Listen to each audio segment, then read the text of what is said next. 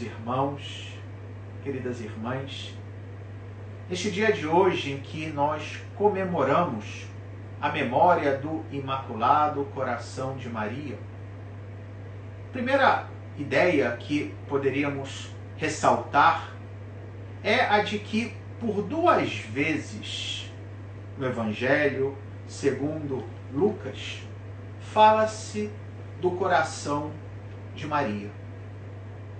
A segunda vez foi justamente a que acabamos de escutar no Evangelho que foi proclamado. Após a cena em que o menino Jesus foi perdido e depois achado no templo, disse que Maria, ao ver tudo aquilo e a resposta que Jesus lhe deu, dizendo que deveria estar na casa de seu pai, diz o texto que Maria conservava no coração todas estas coisas. Porém, numa passagem anterior, no capítulo 2 do Evangelho, sempre de São Lucas, também se fala de Maria, que contemplava todas as coisas que aconteciam, que ela observava, que ela experimentava no seu coração. E é a passagem que está no capítulo 2, versículo 19, que é a cena logo após que aqueles pastores tinham se apresentado quando Jesus nasceu, que, alertados por um anjo, foram ver o que acontecera, foram adorar aquele menino. E diz que Maria, vendo tudo aquilo no nascimento de Jesus, guardava tudo no seu coração e contemplava.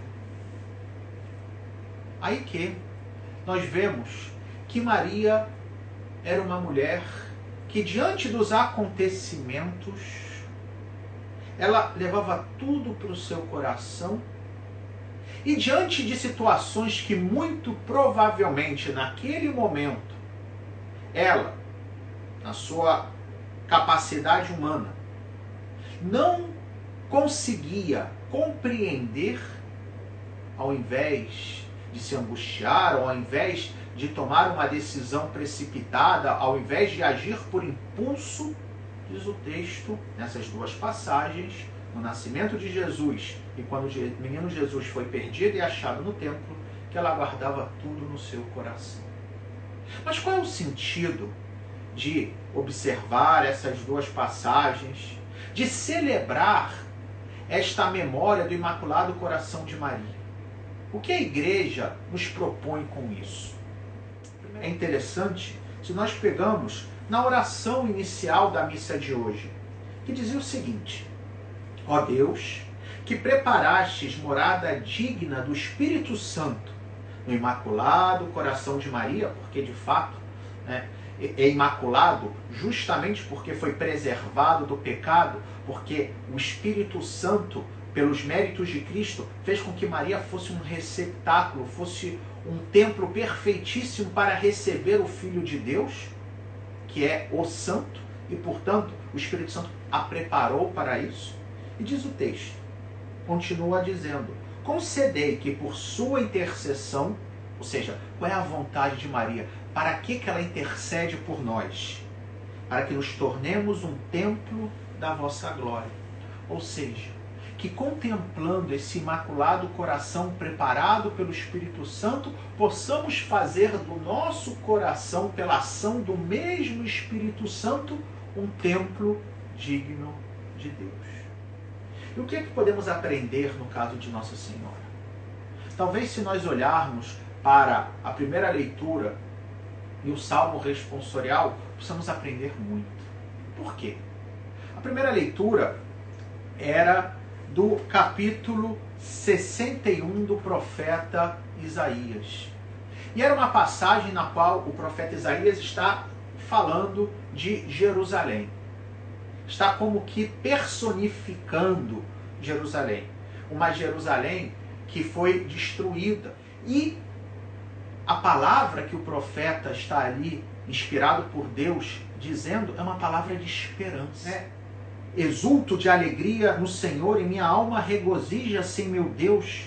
Ele me vestiu com as vestes da salvação, envolveu-me com o manto da justiça e adornou-me como uma noiva com suas joias.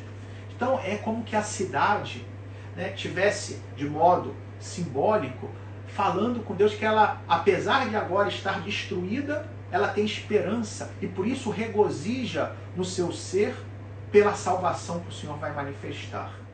Se nós pegamos o cântico que o Evangelho de São Lucas, no capítulo 1, quando Nossa Senhora vai visitar a sua prima Santa Isabel, e ela exulta no Senhor e eleva um cântico de ação de graças, vamos ver como esse cântico está muito inspirado nessas palavras de Isaías.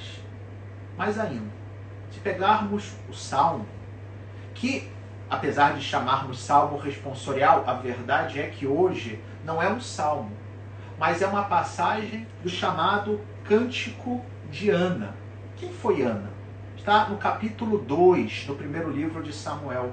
Ana foi a mãe do profeta Samuel. E era uma mulher estéril, que não podia ter filhos. E ela então faz uma promessa a Deus, que caso tivesse um filho, ofereceria esse filho a Deus. E realmente fica grávida e oferece seu filho Samuel a Deus. E ela eleva um cântico de exultação também, de ação de graças, quando Deus dá para ela aquele filho que ela tanto desejava. E esse cântico que nós escutamos, né, exulta no Senhor meu coração e se eleva a minha fronte no meu Deus, minha boca desafia os meus rivais, porque me alegro com a vossa salvação. E aí vai mostrar uma série de sinais de contradição. O arco dos fortes foi dobrado, foi quebrado, mas os fracos se vestiram de vigor. Os saciados se empregaram por um pão, mas os pobres e os famintos se fartaram. Ou seja, ela mostra como Deus olha para aqueles que muitas vezes são considerados os desprezíveis no mundo.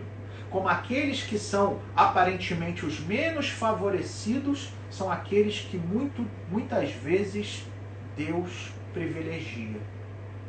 E pegando, portanto, a profecia de Isaías e o cântico de Ana, do primeiro livro de Samuel, capítulo 2, nós vamos ver como ambos inspiraram Maria nesse cântico que ela, diante da sua prima Isabel, elevou a Deus. A minha alma, diz o texto, engrandece o Senhor. E se alegrou meu espírito em Deus, meu Salvador, pois ele viu a pequenez de sua serva, desde agora as gerações hão de chamar-me de bendita. Vemos como o cântico de Nossa Senhora respira desses dois textos do Antigo Testamento. E aqui, e é a ideia que eu quero compartilhar com vocês, nós temos com que acesso aos sentimentos de Nossa Senhora, ao coração de Nossa Senhora. Em que sentido? Por um lado, um coração que confiava em Deus, que sabe que às vezes, como aconteceu com Ana, as aparências enganam. Aquilo que parece fracasso, aquilo que parece contradição, aquilo que parece castigo de Deus ou da vida, na realidade não é. Porque Deus em algum momento vai manifestar a sua mão poderosa. E assim sendo, com essas ideias, o que nós podemos aprender de Maria para que o Espírito Santo também possa fazer no nosso coração um templo digno da Santíssima Trindade? Em primeiro lugar, isso. Que possamos, diante das dificuldades da vida, diante dos momentos nos quais tudo parece que dá errado, que nós não nos deixemos abater.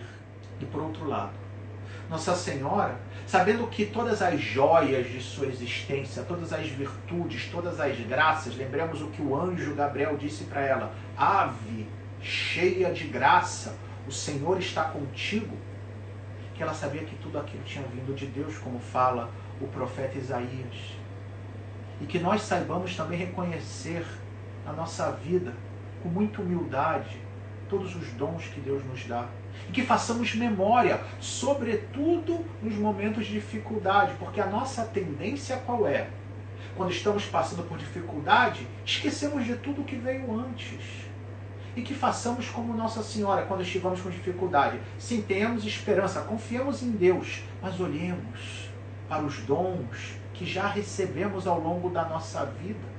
Todos os momentos nos quais Deus se manifestou ao nosso lado. E isso há de nos fortalecer para enfrentar o momento presente, a dificuldade presente e continuar olhando para o futuro. Que deixemos que o Espírito Santo nos transforme. E assim, diante de tudo aquilo que acontece, de bom e de ruim, o bom para agradecer, o ruim para aprender, que façamos como ela. Guardemos tudo meditando no nosso coração. Louvado seja nosso Senhor Jesus Cristo, para sempre seja louvado. In labore